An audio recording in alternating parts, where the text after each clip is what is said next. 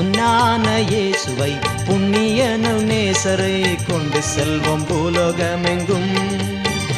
அவர் ஒன்றே வழி என்று கூறுவோ. ஒரு அலையில சொல்றீங்களா? ஆராதனைன்னு சொல்றோம், ஆராதிக்கிறோன்னு சொல்றோம். அப்படின்னா என்ன அர்த்தம்? உம்மை ஆராதிக்கின்றேன்னு பாடுறோம், ஆராதனை அப்படிங்கிறோம். அப்படிங்கும்போது நம்ம என்ன நினைக்கிறோம்? அந்த ஆராதனைங்கிற வார்த்தைக்கு இன்னொரு வார்த்தை நீங்க சொல்லணும்னா, உங்களை நேசிக்கிறேன், உங்களை நேசிக்கிறேன், உங்களை உயர்த்துறேன்னா என்ன அர்த்தம்? உங்க அப்பாட்ட போய் நின்று சொல்றீங்க, அப்பா உங்களை உயர்த்துறேன் அப்படின்னு என்ன அர்த்தம்? எப்படி உயர்த்த போற? கேட்பாரா கேட்க மாட்டாரா? என்ன தூக்க போறியா? உங்க அப்பா கிட்ட போய் உங்களை உயர்த்துறேன்னு சொன்னா உங்க அப்பாவுக்கு என்ன புரியும்? பிராக்டிக்கலா திங்க் பண்ணுங்க. உண்மை நேசிக்கிறேன்னு சொல்றீங்க, ரைட்டு. எப்படிப்பா நீ நேசிக்கிறேன்னு காட்டுவேன்னா, இதெல்லாம் செய்ய போற ஆண்டவரே, பாருங்க இதெல்லாம் பண்ண போறேன், அதெல்லாம் பண்ணிட்டு நான் உங்களை நேசிக்கிறேன்னு காட்ட போறேன். உங்களை உயர்த்துறேன் ஆண்டவரேங்கிறீங்க. ஆராதனைன்னா உங்களை உயர்த்துறேன். என்ன சொல்றீங்க ஆண்டவர்கிட்ட வந்து? நம்ம என்ன சொல்ல வரோம்? உங்களை உயர்த்துறேன்னா என்ன அர்த்தம்? உயர்த்துறேன் உயர்த்துறேன்னா நீ என்ன செய்ய போறேன்னு கேட்பாரு ஆண்டவர். உங்களை அறிவிப்பேன், உங்களை பற்றி சொல்லுவேன், நீர் எனக்கு செய்ததெல்லாம் மக்களுக்கு சொல்லுவேன், நான் போய் வர்ற இடங்களிலெல்லாம் நீங்க தான் என்ன வாழ வச்சிருக்கிறீங்கன்னு சொல்லுவேன். கை வைத்து ஒரு அலையில சொல்லுங்க ஹல்லேலூயா. நல்லா சொல்லுங்களேன் ஹல்லேலூயா. அப்போ வசனம் சொல்லுது, அவரை ஆராதிக்கும் போது லைஃப்ல ஒரு முன்னேற்றம் வரும். 3 காரியங்களை உங்களுக்கு நான் சொன்னேன். இன்றைக்கு 3வது காரியம் சொல்றேன். சிம்சோனுடைய தலையில முடி மீண்டும் முளைக்க தொடங்கிற்று. அது ஒரு புது ஆரம்பம்னு சொன்னேன், ஒரு புது ஆரம்பம். அவனுடைய தலை சிரைக்கப்பட்டது, அவனுடைய பலன் அவனை விட்டு போய்விட்டது, பலவீனமானான், கைகளில் விலங்கு போடப்பட்டது, அவனுடைய கண்கள் பிடுங்கப்பட்டது. இதற்கு மேல் வாழ்க்கை இல்லை என்ற நிலையில் அவன் இருக்கும்போது அவனை சிறைச்சாலையில் வைத்து மாவாட்ட வைத்தார்கள். அந்த பரிதாப நிலையில் அவன் ஒரு ஜெபம் பண்ணுகிறான், ஆண்டவரே என்னை நினைத்தருளும், என்னை பலப்படுத்தும் என்று. அந்த ஜெபத்தை ஆண்டவர் கேட்டார். அந்த ஜெபம் பண்ணுறதுக்கு முன்னால் வசனம் சொல்லுது, அவன் சிறைக்கப்பட்ட பின்பு அவனுடைய தலைமயிர் மீண்டும் முளைக்க தொடங்கி திரும்பவும் முளைத்தது. அதுதான் ஆரம்பம், அதுதான் ஆரம்பம். ஆமேன் சொல்லாமா? ஆண்டவர் ஒரு புது ஆரம்பத்தை கொடுத்தார். கர்த்தருக்கு ஸ்தோத்திரம். முதலாவது, நம்ம வாழ்க்கையில் ஒரு புது ஆரம்பம் வர வேண்டுமானால் நாம் செய்ய வேண்டியது என்ன? ஆதியாகமத்தில் 35ஆம் அதிகாரத்தில் யாக்கோபின் குடும்பம் பெத்தேலுக்கு போயென்று சொன்னபோது அவர்கள் புறப்படுவதற்கு முன்பு தங்களிடம் இருந்த ஆண்டவர் விரும்பாதவைகளை புதைத்தார்கள். வசனம் சொல்லுகிறது 6ஆம் வசனம், பின்பு பிரயாணம் புறப்பட்டார்கள். புதைத்தார்கள், புறப்பட்டார்கள். புறப்படணும்னா புதைக்கணும், பழைய வாழ்க்கையை புதைக்கணும், பழைய சுவாபங்களை புதைக்கணும். பழைய சுவாபம் தலை தூக்க விடக்கூடாது. அதுதான் நாம் முதலாவது கற்றுக்கொண்ட விஷயம். நிறைய பேருடைய வாழ்க்கை முன்னேற முடியாமல் இருக்க காரணம் பழைய பாவங்கள் பிடித்து இழுக்கிறது. இஸ்ரவேல் ஜனங்கள் கால்கள் கானானுக்கு போனாலும் அவங்க இதயம் எகிப்தில் இழுத்துக்கிட்டே இருக்கு. எகிப்தில் நல்லா இருந்தோம், அந்த பழைய வாழ்க்கையிலேயே அவங்க கட்டப்பட்டு இருந்தாங்க. பழைய வாழ்க்கையை புதைக்கல. கடைசியில் பார்த்தீங்கன்னா அவங்களையே புதைக்க வேண்டியதாகி போச்சு. எங்க?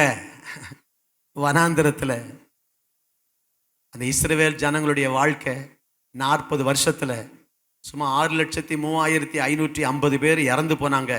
20 வயசுக்கு மேற்பட்டவங்க 2 பேர் தான். யாரெல்லாம்? யோசுவாவும் காலேபு மட்டும்தான் உயிரோட இருந்தாங்க. மீதி எல்லாம் புதைக்கப்பட்டார்கள். 20 வயசுக்கு மேற்பட்ட ஆண்கள் பெண்கள். பார்த்தீங்கன்னா ஒருத்தர் சொல்றாரு, it was a funeral march. Funeral சர்வீஸ்ன்னு சொல்லுவோம், ஆனால் it was a funeral march. ஒரு நாளைக்கு 60லிருந்து 80 பேர் இறந்து போனாங்களாம். ஆவரேஜாக கணக்கு போட்டிங்கன்னா அந்த 30 லட்சம் மக்களில் 20 வயசுக்கு கீழே உள்ளவங்களை விட்டுட்டு 6,03,550 பேர், அதே போல் பெண்கள், இதெல்லாம் கணக்கு போட்டு பார்த்தீங்கன்னா ஒரு 12 லட்சத்துக்கு மேலே வர்றாங்க. இவதில் ஒரு நாளைக்கு ஆவரேஜாக 80 பேர் இறந்துருக்காங்க. அப்போ டெய்லி ஒரு அடக்க ஆராதனை நடந்துக்கிட்டே இருக்கு. எங்கேயாவது யாரையும் அடக்கம் பண்ணிக்கிட்டே இருக்க வேண்டியிருக்கு பிரயாணத்தில். It was a funeral march. பழையதை புதைக்கல, அவங்களையே புதைக்க வேண்டிய நிலைமை வந்து விட்டது. பழையதை புதைத்தால் நாம புறப்படலாம், ஒரு முன்னேற்றம் வரும். அதுதான் வசனம். இரண்டாவது, ஆண்டவருக்கு ஸ்தோத்திரம், புசித்தார்கள், புறப்பட்டார்கள். போன வாரத்தில் கடைசியா 10வது வாதையை ஆண்டவர் அனுப்பும்போது அவர் சொல்றார், நீங்க உங்க வீடுகளில் ஒரு ஆட்டுக்குட்டியை கொன்று ரத்தத்தை பூசிவிட்டு வீட்டுக்குள்ள இருந்து அந்த மாம்சத்தை நெருப்பினால் சுட்டு புசித்து புளிப்பில்லாத அப்பத்தோடும் கசப்பான கீரையோடும் சாப்பிட்டுட்டு உங்க கால்களில் செருப்பை மாட்டிக்கிட்டு உங்க இடுப்புல பெல்ட்டை கட்டிக்கிட்டு உங்க கையில தடியை பிடிச்சிக்கிட்டு ரெடியா இருங்க, சாப்பிட்டுக்கிட்டு ரெடியா இருங்க, புறப்படுவீங்கன்னாரு. அதே போல் அந்த ராத்திரி புசித்தார்கள், அன்னைக்கு ராத்திரியே புறப்பட்டார்கள். கை வைத்து அல்லேலூயா சொல்லுங்கள். அப்போ புறப்படணும்னா ஒரு புறப்படுதல் வர வேண்டும் என்றால் நீங்க புசிக்கணும். நம்ம புசிக்க வேண்டியது இந்த வேத வசனம். அதுதான் டெய்லி வேத வசனத்தை படிக்கணும். இது ஒரு பால், இதை தினமும் குடிக்கணும்.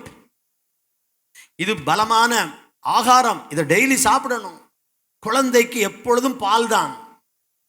வளர வளர வளர வளர அப்படியே பால் மட்டும் கொடுக்க முடியாது. ஒரு குழந்தைக்கு பலமான ஆகாரம், சத்துணவுகளெல்லாம் கொடுக்க வேண்டும், அப்பொழுது அது பலமாய் மாறும். கிறிஸ்தவ வாழ்க்கை அப்படித்தான், புசிக்க வேண்டும். இதை கடந்த வாரம் தியானித்தோம். இன்னைக்கு மூன்றாவது ஒன்றை சொல்லுகிறேன். கர்த்தருக்கு ஸ்தோத்திரம். புகழ்ந்தார்கள், புறப்பட்டார்கள்.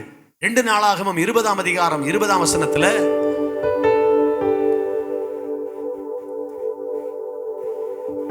வசனம் படிச்சீங்கன்னா அவர்கள் துதித்தார்கள்.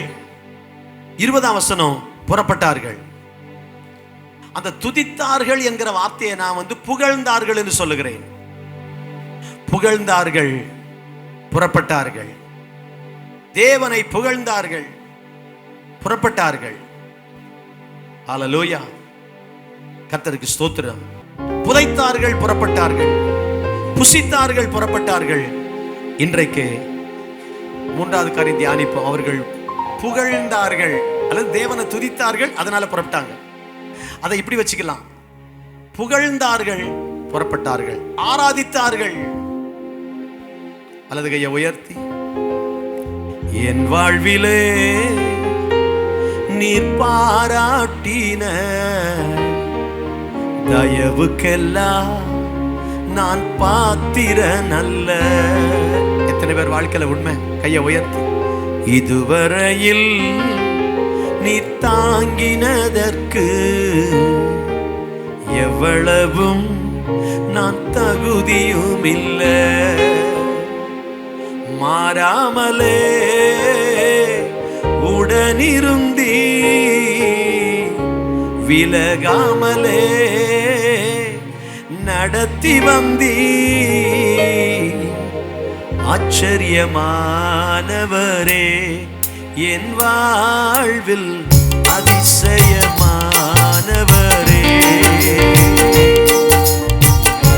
ஆச்சரியமானவரே, என் வாழ்வில் அதிசயமானவரே.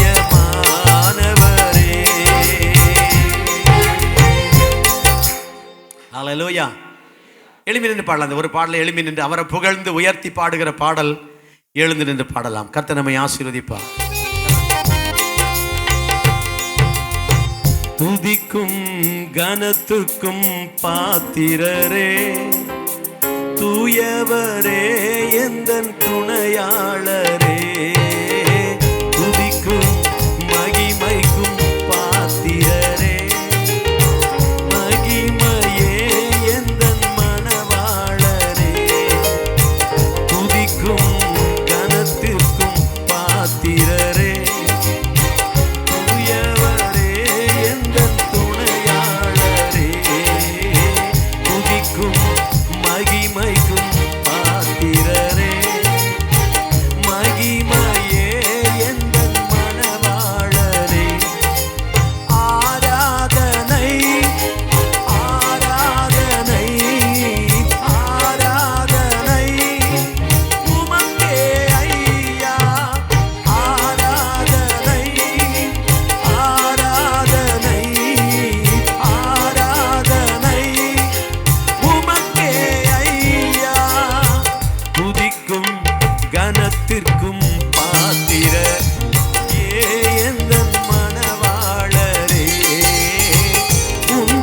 நாமம் அறிந்த என்னை, உம்மேல் வாஞ்சை கொண்ட என்னை விடுவித்து உயர்த்திடுவீர், உயர்த்தியே மகிழ்ந்திடுவீர்.